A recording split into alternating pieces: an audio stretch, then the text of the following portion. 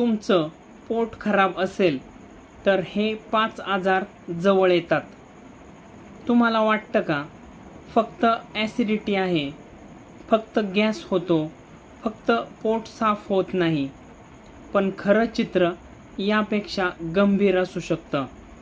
जर तुमचं gut health खराब असेल तर वेट गेन, डायबिटीसचा धोका वाढतो, फॅटी लिव्हर, स्किन प्रॉब्लेम्स आणि लो एनर्जी आणि थकवा हे सर्व हळूहळू जवळ येऊ शकतात.